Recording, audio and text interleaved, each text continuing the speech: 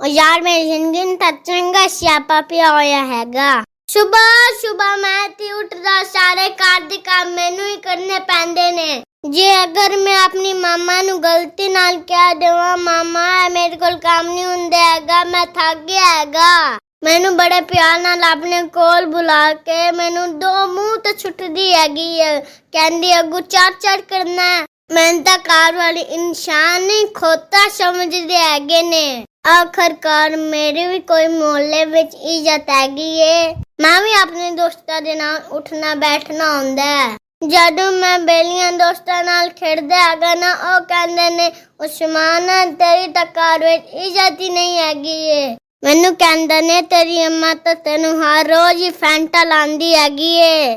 ਅਸੀਂ ਹਰ ਰੋਜ਼ ਗਲੀ ਦੇ ਵਿੱਚ ਖੜੇ ਹੋ ਕੇ ਤੇਰਾ ਤਮਾਸ਼ਾ ਵੇਖਦੇ ਹੈਗੇ ਆ। ਮੈਂ 101 ਦਫਾ ਕਿਹਾ ਮਾਮਾ ਨੂੰ, ਮਾਮਾ ਜੀ ਜੇਕਰ ਤੁਸੀਂ ਮੈਨੂੰ ਮਾਰਨਾ ਹੀ ਹੁੰਦਾ ਹੈਗਾ ਫਿਰ ਮੈਨੂੰ ਪਿਛਲੇ ਕਮਰੇ ਦੇ ਵਿੱਚ ਲਿਜਾ ਕੇ ਮਾਰਿਆ ਕਰੋ ਤਾਂ ਕਿ ਮੇਰੀ ਆਵਾਜ਼ ਮੇਰੇ ਦੋਸਤਾਂ ਤੱਕ ਨਾ ਪਹੁੰਚੇ। ਐਸੇ ਕਰਕੇ ਤਾਂ ਮੈਂ ਦੋਸਤਾਂ ਵਿੱਚ ਸ਼ਰਮਿੰਦਾ ਹੁੰਦਾ ਹੈਗਾ। ਓਹੋ ਸਤਿਆਨਾਸ਼ ਹੋਵੇ ਇਸ ਦਿਮਾਗ ਤਾਂ ਮੈਂ ਤਾਂ ਕਰੂ ਵਾਲ ਕਟਾਵਣ ਆਇਆ ਸਾਂ। ਬੜੀ ਦੇਰ ਹੋ ਗਈ ਮੈਂ ਤਾਂ ਆਪਣਾ ਹੀ ਦਿਮਾਗ ਚੱਟ ਕੀਤੀ ਜਾ ਰਿਹਾ। जल्दी जाके वाल कटा के आना, फिर मामा भी इज्जत करेगी।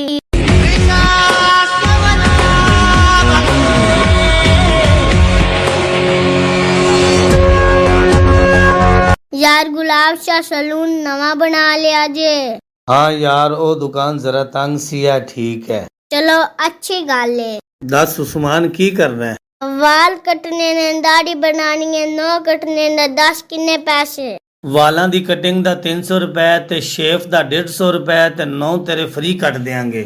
यार रेट तेरा थोड़ा ज्यादा, इंज कर कले 9 ही काट दे। ਯਾਰ ਉਸਮਾਨ ਪੁੱਤਰ ਮੈਨੂੰ ਇੱਕ ਗੱਲ ਤੇ ਦੱਸ, ਇਸ ਦੁਨੀਆ ਤੇ ਸਭ ਤੋਂ ਤੇਜ਼ ਚੱਲਣ ਵਾਲੀ ਚੀਜ਼ ਕਿਹੜੀ ਹੈਗੀ ਹੈ? यार पापा गुलाब शाह मैं तो हक दी गल करांगा, मेरी मामा दी जबान।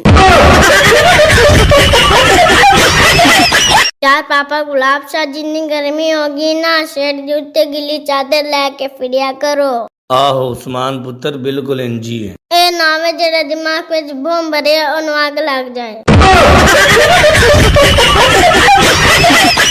यार उस्मान पुत्र तू हर रोज सालन इसे तरह ही चुप करके खा लैंदा है, कदी ते दस्या कर मेरी बेगम किदां दा सालन बनांदी हैगी है।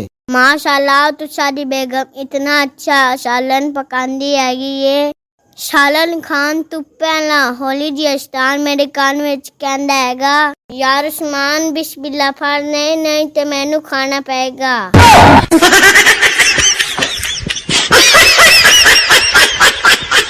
हाय अल्लाह जी मैं की करा, मैं अपने बाबा गुलाब शाह नू 101 दफा बकवास कर चुका।